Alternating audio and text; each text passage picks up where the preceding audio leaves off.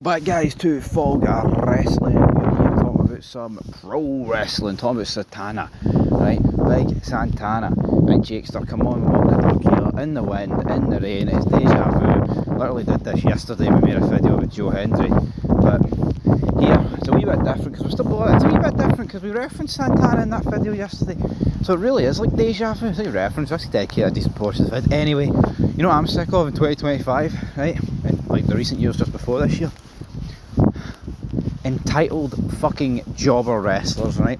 So we're going to get into this article in a minute, but it's like a couple of weeks ago, it might even less than that, but you had those two fucking jobbers, by the way, in AEW, refusing to job, etc, etc, etc. Who the fuck do you think you are refusing to job? And I'm not saying the two people they were supposed to lose against are brilliant, by the way, right? But it's like Santana here. You should be counting your lucky stars, hombre, alright? That you got that fucking belt, senor, because you are shite. Only reason you got that belt, and guys, I mean, the only reason Kazarian got the belt, the only reason you got the belt, and the only reason guys before you got the belt, even like, I mean, let's face it, fucking Trick Williams, come on. I like Trick Williams, but look at the glory days of TNA, for fuck's sake. None of these guys would be anywhere near a belt, man. I know I liked about wrestling as well when it was old school and it was back in the day, and I'm not saying you never got anybody that refused the job, because of course you did, but at least the people that refused the job were worthy of refusing the job. You know, that don't work for me, brother. If Hulk Hogan does not want a job, then who the fuck are we to tell him to job, by the way? But when you've got people, a woman that's never even been in a company before that anyone even knows refusing to job, you've got Santana greeting about his treatment with the TNA World title. The fact that he's even in the same arena as a belt that's been held by the Stinger, by Kurt Angle, by Jeff Hardy, guys like this, he should be nowhere near it, man. Let's just call a spade here. It's an absolute disgrace. An absolute disgrace. People are going to, he makes up one half of LA. It's not even fucking Hernandez and Homicide. That's the worst thing about it. It's actually just two fucking jobbers. So, as seen during the November 13th edition of Impact, Kazarian defeated Santana, cashed in his Call Your Shot trophy to become the new TNA World Champion. Prior to the match, Santana got beat up by NXT stars. Scheduled, hold on. Santana and Steve Macklin versus Kazarian and Nick Nemeth is scheduled for tonight's TNA Turning Point event. Turning Point used to be a pay-per-view. What is it now? What day even is it? When was this? Day is the day? Friday? TNA Day and Turning Point on a Friday. As of 2 PM Eastern this afternoon, Mike Santana has not arrived at tonight's Turning Point pay-per-view. Call for talent was 1 PM.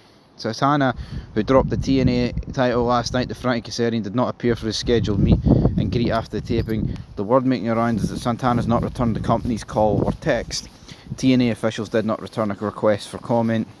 According to PW Insider, there's been an assumption from some that Santana losing the title was to facilitate him leaving for NXT, but no one on the WWE side has confirmed that was the case. They later reported that he was actually backstage for the event. So hold on, I've actually completely I've completely jumped the gun. I thought Santana was like refusing to show up because turns out he's going to NXT. Either or, the point still stands, right? You can retract the part about him not showing up. That's actually true, but I thought, I actually thought he wasn't turning up because he got jobbed out on like his first appearance with the belt. The problem for me is that these guys should be nowhere near it. You know, these guys have to be nowhere near these belts. I mean, guys, how many people here did you watch TNA back in the day or just know about the history? I mean, it's like WWE as well. Look at the world champions now to back in the day. No, I mean, it's honestly, man, it's petrifying. It's petrifying to see this business that, honestly, man, was like, at some points, the biggest form of entertainment on the planet. It was outdrawing some of the biggest TV shows you'll ever see. And now look at it, man. I'm looking on SmackDown, Dragunov, Gargano, Ciampa, etc. It's alright one thing burying like the TNA roster, burying other rosters like Juggalo Championship Wrestling. See, for the most part, man, WWE rosters on par with them. apart from the odd person. See these people, they're not draws, they're just people within the WWE drawing machine.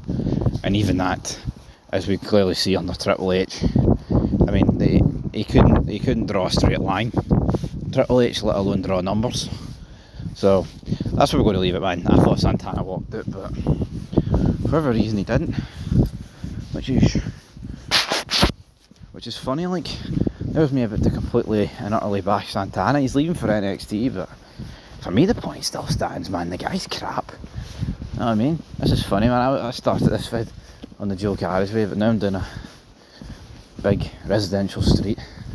I have to talk to Mouse Mode about TNA 24 minutes to 6 with the wind absolutely blasting, with the Asda car park pretty close. Anyway, what's your thoughts? Do you think Santana's worthy of being TNA World Champ, man? Because I don't. Nobody should. I mean, it's a rhetorical question. I don't even answer it. I know what you're all thinking. If you want to leave a comment, go ahead.